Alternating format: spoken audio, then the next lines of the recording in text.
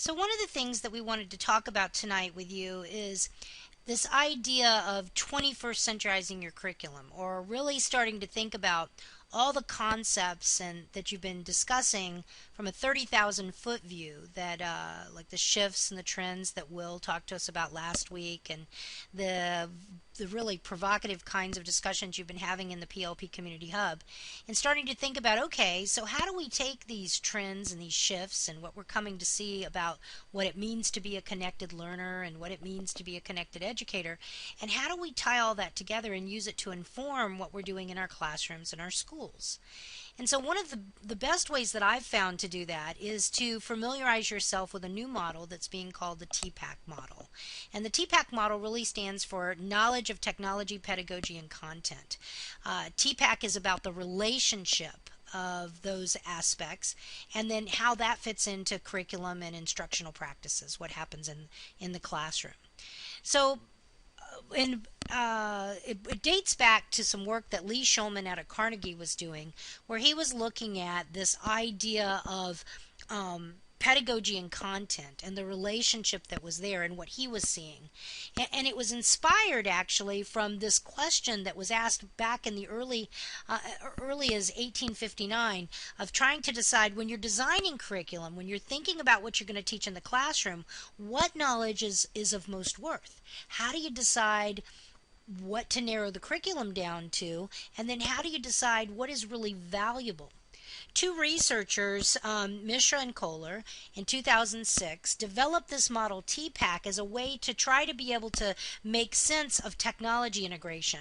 What they were seeing is that a lot of people were using different technological tools and really getting excited about them, and that because of that, some of the depth, some of the really deep critical analysis and critical thinking skills and higher order thinking skills that they wanted students to have was going by the wayside for some excitement and some thrill about the different tools. And they saw that instead of people really focusing on the core content and the core curriculum and what is valuable, what is of most worth to know, a lot of the focus was simply going to the tool itself. And so they began to think about what's a way that we could sort of organize the curriculum that's going to be most helpful. The TPAC model looks a lot like this, and it really lies into the areas that this Venn diagram highlights. You have the content, whoops, sorry about that. You have the content, which is your core discipline. This is what the state mandated curriculum is. This is what your school's particular core curriculum is, and it really has to do with this idea of the objectives and the standards that you're wanting kids to master. What is it you want them to know and be able to do? The pedagogy, of course, is the teacher strategies. Pedagogy is about the dispositions and values, the implementation, the assessment, what happens, the teaching strategies that we use inside the classroom to really help kids to master and to know and to have knowledge acquisition, to use synthesis of what they're understanding and be able to generalize what they know. The technology piece, it really has to do with the knowledge of the different technological tools that are out there. Not only the tools themselves, but also the constructs and the social media that will allow us to work together and to co-construct knowledge, and for kids to really be reflective in the way that they're thinking. Now, in this diagram, what Lee Shulman started out with is he started to look at the relationship between content and pedagogy. And what he saw is that you could have kids who were dutifully copying down equations that a professor was just passionately talking about and putting on a board, or maybe it was language arts, a particular genre of literature that they were studying. But anyway, there could be someone who would be lecturing and sharing all about their content, but that if they didn't understand the pedagogy, the way that this particular content needed to be taught, there wasn't a lot of knowledge acquisition. Kids just weren't getting it. Sure, they were copying things down into a notebook, but they really didn't have any deep comprehension or understanding about what was going on. And likewise, he found that you could have a professor or a teacher that really understood great teaching strategies. Maybe they did think, pair, share. They got the kids to do projects and create, do hands-on things and role play and things like that. But if they didn't know their content, then there wasn't a lot of knowledge acquisition. That really it was this sweet spot right here, the pedagogical content knowledge, that if they had to have the grasp of both as an educator. You had to be good at the knowledge skills as well as good at how to implement or deliver what it was that you're going to teach. You had to be be able to make the learning come alive and be relevant for the students. So then along came this technology piece, and everybody was trying to figure out, okay, what do we do with the technology? And at first, people were really using it very much as an add-on, and the technology became, in some instances, the focus, so that instead of writing a paper, kids were doing PowerPoints, and instead of it being important what was on the PowerPoint or the oral presentation, it was more on, do you have 4 more slides? Do you have 5 or 6 points? Did you use 2 graphics? Did you use 1 transition? And so the focus really became on the technology instead of on the learning itself. So when they started looking at this, what they wanted to do was really make sure that that educators looked at the relationship between these three, that they were able to really think about how does the particular technology you're going to use work well with that content, and is this the right tool to use with that particular classroom activity? And do these all fit together? And when one changes, how does it change or shift the others? So that we were really trying to master the knowledge around this sweet spot here, the technological pedagogical content knowledge. So they did some research. What they did is they talked to 9,000 schools, 35,000 math and science teachers in 22 countries, and they asked them this question. They said, how are teachers using technology in their instruction? What is it that they're doing? You know, how do you use it? And what technologies are you using? So what I'd like for you to do is I'd like for you to talk in the room just a little bit. Some of you grab the mic. Some of you can put it in chat. What is it that you're seeing? How are you using technology in the classroom? What are you doing? So I'd like for you to list the tools. That's important to see, oh, well, we're using Google Docs, or we're using Glogster, or we're using PowerPoint. But I'd also like to know how you're using it. So when you start typing in chat about the technologies you're using, how are you using them? Give us an example. Do 3 or 4 sentences to let us know what you're doing. Or grab the mic and talk about it.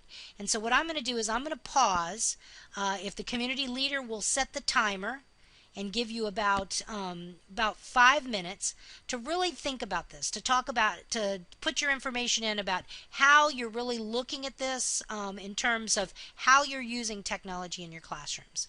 All right, so let's go ahead and set the timer, and please start typing. And some of you grab the mic.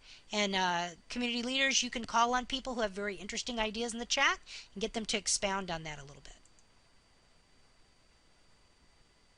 All right, great. So I hope you had time to really think about that, and I bet there were some fabulous tools and some ways that you're using it. So when they asked teachers this question in these 9,000 schools, here's what they found. They found that just because you had increased technology use didn't necessarily lend itself to student learning. You know, just because you put the check in the box and said, okay, we've used these tools, that doesn't make you a change agent. That doesn't mean that there is really an acquisition of knowledge, that kids are understanding things deeply. Rather, it was the effectiveness of the technology use. It was how you use the technology in conjunction with certain teaching approaches. Did your pedagogy match the technology that you were using, and did it work well for that content? If not, why are you using it?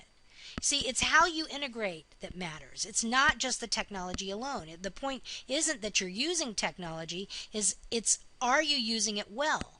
And that in some cases, would students have a deeper learning or a deeper understanding if you didn't use it at all? And that's what they came to find. And that's where TPAC can really become most helpful. See, the truth is that as long as you start to see technology as just, okay, well, let's have students do this particular subject. They're going to do quadratic equations, and they're going to work them, and then they're going to share their thinking, and the way they're going to do that is with a PowerPoint. And then, or the kids are going to do some genre of literature, and they're going to read the chapter, and they're going to do a character analysis, and the way that they're going to do that is they're going to share their research by doing a PowerPoint. And so it got to the point where PowerPoint or clickers or whiteboards became the answer to almost every question with how are you going to use technology, when that might not have been the most effective way to prove mastery of the content. It might not have been the most effective way for students to be able to learn the material, the pedagogical aspects. And so it was really important that they really started to think about, the relationship between the three. So why TPAC? Well, I think the reason for TPAC is because now that technology is becoming more and more prevalent, we really have got to start to think about not just how to use the technology, but what to do with it for certain and different varying instructional purposes. When you're really designing the instruction, when you're putting yourself in the place of a curriculum designer, it requires that you have a great knowledge about not only your discipline and not only effective teaching strategies to use for teaching your discipline, but also how to use technology to really help to inform the curriculum and instruction that you're presenting, so that kids walk away with really a deeper understanding of what it is that you're trying to help them to understand.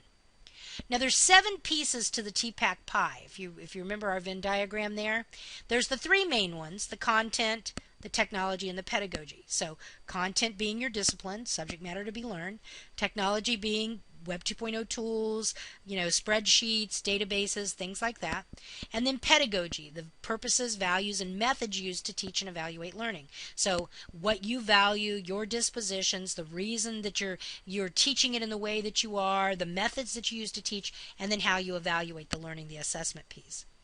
In between these main 3, there's this in-between area that it overlaps. And the overlap pieces are PCK. And the PCK piece is looking at what is it that we need to know about the content and the pedagogy that makes the learning more relevant or less relevant. Is there a particular way that I could teach this that would help kids to understand it more? The TCK is really looking at, all right, is there a particular technology that will work better with this content than maybe another technology? So how can I, if I'm going to have kids reenact and do a modern version of Romeo and Juliet versus a contemporary version of it, how can I use a particular technology that'll help them to be able to make that comparison and to its best of its advantage? Which tool would be better for that than other tools? And then there's the TPK, and the TPK is where you're really looking at this idea of technology and technology and pedagogy. So are there certain technologies that work better with certain types of teaching strategies and evaluation strategies? Are there certain technologies that work better with different kinds of content? And basically, what's the relationship? That if I change one, if I bring in a different technology, is it going to impact the content or the pedagogy in a different way? And so really starting to think about the relationship of those. So what I want you to do right now is I want you to think about this. And so I'm going to ask your community leader to kind of split you up into 3 groups. I want the first third that's in the participant window there in the participants to take the PCK, and the second third to take the TCK, and the third third to take the TPK. And I want you to really just kind of, in the chat window, we'll do them one at a time, I want you to really try to think about what I've said and try to revisit it in terms of really thinking about what is the PCK again, what does it do, and why is it important, what is the TCK, and what is the TPK. So the first third will discuss the PCK in the chat, or somebody can grab the mic, just define it. The second third is going to discuss TCK. What are we talking about there? And the third will talk about the TPK. And the community leader will kind of lead that discussion. So I'll stop and let you talk about that for just a minute. What is it? And I'm actually going to pull up a different slide that'll help you look at it in a little bit different way as you start your discussion.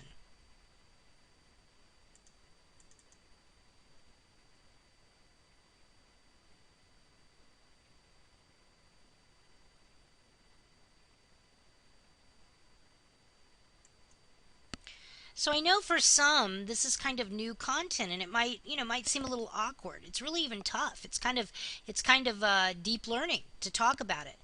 So content focus, that content area of the TPAC model, is what is the content of this lesson focus on? So I want to ask you what is the most recent content that you've seen taught? Was it biology, and what were you learning about? Was it maybe that you were looking at four cloud types, or maybe you were thinking about extreme weather, or maybe you were looking at the four kinds of sentences, or maybe you were talking about punctuation. Okay, so what was the focus? Pedagogical focus. What pedagogical practices were employed in the lesson? You look at what kind of teaching strategies, assessment strategies, what were the values that you could tell the teacher had? Was she a child-centered kind of approach? Was it more a student-directed kind of approach, teacher-directed, direct instruction? And then what technologies were used? Now, in your discussion where you were talking about PCK, TCK, and TPK, this slide, I think, really goes a little bit deeper and helps you to understand that. Basically, with PCK, the pedagogical content knowledge, do these pedagogical practices make the concepts clear and foster deeper learning? That's what you want to ask. If I'm doing whole group, small group, if I'm lecturing, if I'm doing note taking, if I have the kids reflecting, if I have the kids constructing models, if I have the kids comparing similarities and differences, whatever the pedagogical think, pair, share, whatever the pedagogical practices that I'm using, is it the best one to make the content deeper, to help the students to have more mastery? So the TCK is really where you're looking at, does the use of the technology help kids to really make sense of the content? Does it allow for different ways of learning the content, different ways of looking at it? So individual learners' strengths and preferences, learning styles are honored. Or does it really allow for different kinds of opportunity to transform the content, to really work with it and manipulate it in ways that make sense to me as a learner, so that it isn't a one-size-fits-all? And then the TPK is really where you're thinking about, okay, does the pedagogy that I'm using really help for the technology to do its job? Is the technology allowing me to teach better? Is the technology allowing me to know what the students are thinking? Does it make their thinking transparent? And that's what we're really talking about when we're looking at those three. And so when we look at the whole model as a whole, we say, okay, well, how would things need to change if I did a different piece of content? If I was teaching on the Civil War, and I was looking at, the different aspects of the Civil War, and what the perception was of the South versus the North in the Civil War, well, then would one particular technology work better for that? Where if I was really trying to learn the different battles and being able to recall the main battles and understanding what the casualties were, would it need to be a different technology? And then if I used two different technologies, would the teaching style, the way that I implemented the lesson, would that need to change? So the question is basically, how can you use new technologies associated with your content to promote student learning? And it's this idea of working through the TPAC model that's really going to help you to do that. And you also have to really think about, okay, so when I'm using technology, what do I need to be doing strategy-wise that's going to allow them to master more of the content and to really help them to understand it? In that case, you need to be thinking about, okay, so what knowledge do I need to be able to understand that? What is it that I need to know about the tool, how it works, and then how I can use it in different kinds of settings? And that's where we really start to think about 21st century teaching and learning. That's where we really start to think about what the difference is and how it works. So we're going to step back just a minute and go to Bloom's taxonomy. I'm going to step away from TPAC and go to Bloom's taxonomy. Now, we all cut our teeth. Smile at me if you're familiar with Bloom's taxonomy and you studied it in your teacher preparation program and you know what I'm talking about. All right. If you don't know what Bloom's taxonomy is, somebody can put it in the chat window there for you, because I found sometimes in the rare cases, independent schools may or may not have been exposed to it, but most of us have. This is the revised Bloom's, and you'll notice that the highest level of Bloom's is up here in Create. And the create aspect is where we're really helping students to be producers of knowledge. But these are the higher order thinking skills here, rather than just the basic skills of knowledge and comprehension. But that we're wanting kids to evaluate and synthesize and analyze and to apply their learning and to be producers of knowledge. But it isn't enough to just be up there at create. It isn't enough to simply shift, simply to begin to think about this as an individual. Nicely rows and columns of kids who are thinking about this idea of the standard, and they're all competing against the standard as individuals.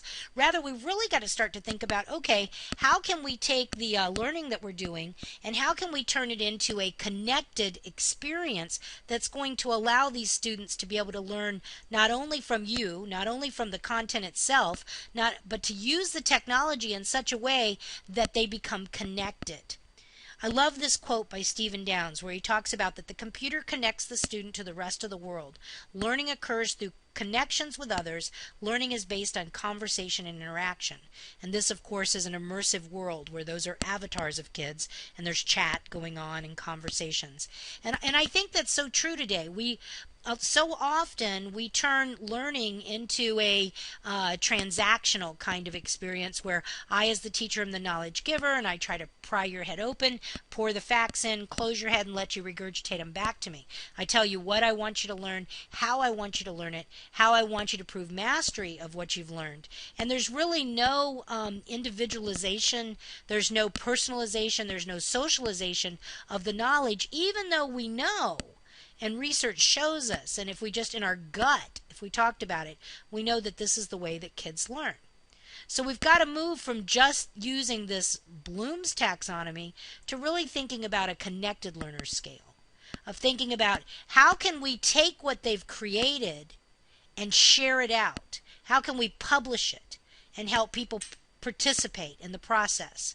And then once they share it out and they're findable, they're Googleable, how can we help them connect and to comment and to cooperate and then to remix ideas, eventually collaborating? Now this is co-construction. I'm sorry that the picture is on top of it a little bit.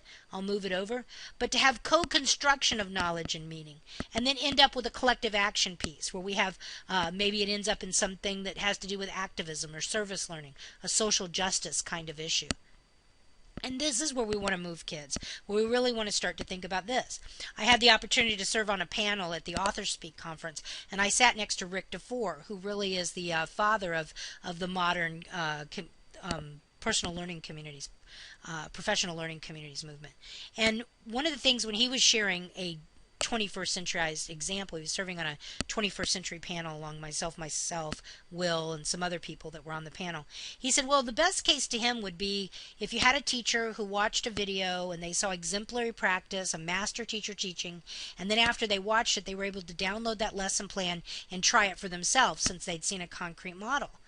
And while that's great, it's a wonderful example, and it would be great for our schools, especially as the way they are right now, it isn't enough. And so what I added to it was that what if, because that teacher shared, because they put their video up, because they put their lesson plan up, they were findable. So they participated. They were part of the participatory culture. Because they were findable, the novice teacher was able to connect with them, or even another teacher that's teaching the same subject. And they were able to leave comments, maybe even ask that teacher and arrange a time that they could meet in Skype or in Google Hangout, and that they could go there and they could start to discuss the lesson plan. And maybe the teacher that was contacting the master teacher could say, this is a great idea, but the way we're approaching it in our classroom is we're looking at it like this. What if we kind of remixed it? What if, because I'm in Brazil and you're in America, what if we took this and we approached it from this perspective?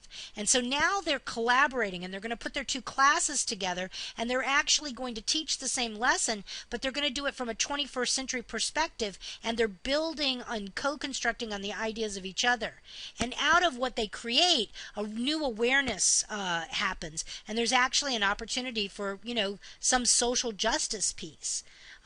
Another great example for you in this is the example that we give of Laura Stockman. And Laura Stockman's mom was actually in Powerful Learning Practice community, but I found Laura on a blog outside of that. I had no idea that it was one of our PL Peeps children. And this child had decided to create this blog called 25 Days to Make a Difference. And it was great. And she was doing great deeds, one per day, to honor her grandfather's memory, who had recently died. It was at Christmas. And she was going to do one good deed every day for 25 days. Well, because she was Googleable, because she shared, because she put it up there, people started finding her like me. And I said, hey, I'll tell you what, I'll donate money for the most good deeds. And so she got all her friends and she gave them a challenge and everybody was competing. But she said, I can't take any money, but you could donate the money to the child that did the best good deeds to their favorite charity. And so this new remixing of the idea and building on the idea started to happen. And there were some schools in Australia that contacted Laura's mother and said, why don't we create a community, a Ning site, that we can have lots of schools begin to participate and we can work together and all the schools can start doing good deeds and we could do it as part of classroom experiences or service learning. And so pretty soon they were feeding the hungry and they were helping the homeless and they did coat drives and were doing all these amazing things. Well, during that time, the brush fires happened in Australia and there were schools that burnt down and even children that were involved in the project that lost their lives. And so because of this awareness, they were able to actually go in and raise money at some of the American schools and to help rebuild the schools. So it was by working through this connected learning scale that we really see that we can not only provide really quality kinds of learning experiences and help our kids to be global citizens, but we also can provide opportunities to leave the world a better place, that we can do social good and make our kids aware of that. So that we're really helping children to think about these digital literacies and what they mean and how they work. So I want us to do a little bit of an activity. What I want you to do is I want you to think about what is it that we want students to know and be able to do, either at the end of a project, an activity, a lesson plan. So what is the main objective that we want them to know and be able to do? And then how will we know they were able to do it? How can we prove mastery? What will they do or what will they create to show that they were actually able to do that? And then thinking also about what is the relationship between the technology, the content, and the pedagogy that's going to provide the best opportunity for these kids to learn, and then how can they make the learning transparent, the connected learning piece. This is the activity that I want us to do, and here's the way we're going to do it. The first thing that I want you to do is I want you to, in the chat window, I want you to go ahead and type the last thing that you taught, or if you're an educational leader, the last thing that you saw taught. What was the content? What was it that you wanted students to know and be able to do? What were you teaching? So were you teaching about the quadratic equation? Were you teaching about how to do a problem solving kind of thing? Were you teaching something about, and don't just say things, well, I was teaching environment. Tell us specifically what you were teaching. And so I'm going to pause and give you an opportunity to type in the chat window. What was it? What was the last thing you taught or the last thing you saw taught? Specifically, the objective, what we wanted kids to know and be able to do. Go ahead and put that in the chat window. All right, great. So I assume that all of you have listed these great objectives. And so now what I want you to do is, if the community leaders will look through some of those ideas, and I want you to pull out one or two and really ask the teacher to kind of expand it a little bit. Talk about what exactly did they do? What was the pedagogy involved? Now that we know the content, what was the pedagogy? How did they know? What evidence did they collect? And I try to pick examples that don't have technology in them. Try to pick just good learning, just best practice between pedagogy and content at this point. And then we're going to talk about the technology piece. But if you see one that has technology in it and it's really the best example, you can. But get a couple people to talk about their projects, the ones that look like they might be the most creative ones. And so just kind of discuss what was it that you were teaching and how did you teach it? And how did you know that kids were going to master it? What did you do to kind of tell that they were getting it or that they were mastering the objectives? What did they create? What did they do that gave you that information? And I'm going to give you a few minutes to talk about that. All right, so I trust that there were just some fantastic ideas. So now what I want you to do is I want you to remember the tools back where we were talking about the ways that you use technology in your classroom, and there were all kinds of different technologies that you used. And I want you to think about an example of a particular tool that would work wonderful to take that artifact or that example that those students created that showed mastery, and how could a technology really produce and turn that into something that would be more of a connected learner piece?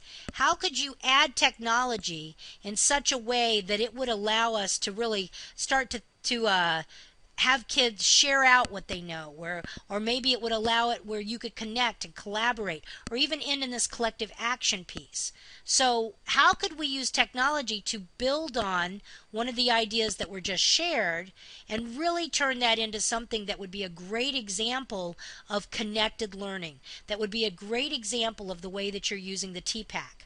So I want you to think for just a minute. The community leaders are going to kind of help to facilitate the discussion, but what we're looking for is an example of a great piece of content. I was trying to teach the kids about confrontation. And so traditionally we were looking at war. We were looking at the Civil War, we were looking at World War I and World War II. And so we're teaching about conflict and confrontation and conflict and how you can negotiate. So this is secondary and we're doing this. All right, so that's our content. And the way that I did it, and then maybe they gave an example of how they were showing the different examples of war and what the different battles were and what the people had done. And so they decided to have kids, and they decided, what a cool way to do this would be to take like the Gangs of New York, and maybe they watched some clips from the movie The Gangs of New York, and you watched the way the gangs came together and the posturing and the attitudes, and you talked about how could you negotiate that conflict, how could you have kept some of those things, and what were the things that happened to make that, and what were the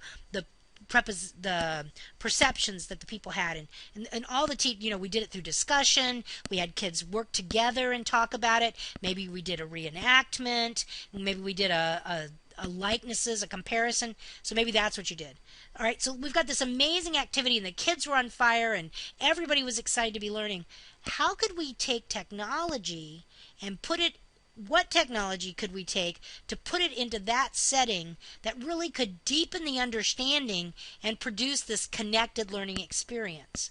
And so an example of that might be is that while the kids were doing this, each of them had to create a short documentary related. They were going to use film, and then we were going to upload these films. And so maybe the film was going to be the reenactment that they did, or maybe it was a discussion, or maybe they decided to do an interview. But whatever they were doing, they were going to do film, like I'm doing with this, to share their perspective or their point of view about this idea of conflict and negotiation to solve the conflict. All right, so the technology really provided a wonderful way to help those kids own that learning and to think about it deeply, because they had to do storyboarding, they had to write up scripts, they had to think about what would be the best way to do it on film, they had to work with the tools a little bit, they had to gain some 21st century skills deciding editing and where it was going to go. And so you get the idea? So I'm going to let go of the mic and let you guys kind of facilitate a discussion. Who's got some ideas where you can take maybe a piece of content that was shared, so you can scroll up and down in the chat. Maybe there's a particular standard. You can talk about a great way to teach it, and then how you can use technology to turn that into just a fabulous kind of TPAC driven connected learning experience for kids. And so I'm going to let you let your community leaders facilitate a discussion around that. And just take your time and enjoy that discussion, and we'll come back together and I'll close in a few. So I did want to let you know that there's a great site that Andrew Churches, who's a New Zealander, has actually taken Bloom's taxonomy and he's done a whole lot more with it than this, but one of the things that he's done is he started to think about what would the action verbs, remember how with Bloom's you had that wheel and you would spin and try to do measurable action verbs? He said, what would the action verbs be if we were going to 21st centuryize the verbs? So that instead of it being where kids were recognizing, listening, describing, they would be bullet pointing, highlighting, bookmarking. Or instead of, for analysis, instead of where they were comparing or outlining, finding, they would actually be mashing, linking, tagging, reverse engineering. things like that.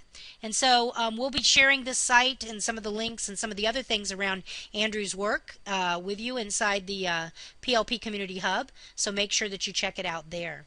So it's a great way as you're designing your learning experiences to even make your objectives written in a measurable context, which will just please your administrators to death, but also to make it so that they really even have 21st centuryized verbs as you're starting to discuss the learning.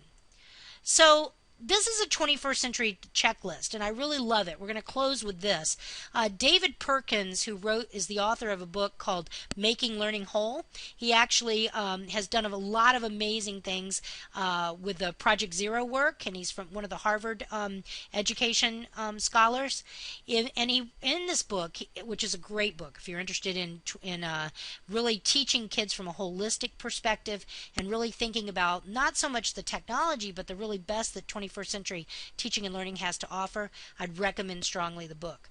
But this is a checklist that he has, and what I'd like for you to do is I'd like for you to look at these different pieces, and I'd like you to figure out which one resonates most with you and why.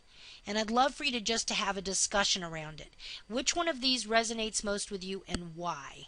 And then after you grab the mic and you talk about that, or you talk about it in chat a little bit, and your community leaders sort of talk about it, they're going to close the session with you and kind of give you sort of next steps and marching orders. But I wanted to tell you how much I enjoyed being with you. I wish I could have been there with you in person.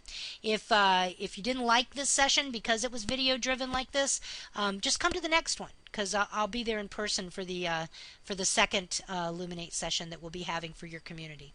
So, and in the case of the Ames group, the second and third one. So thank you so much. I appreciate being with you and learning with you, and I'll turn you over to your community leaders now.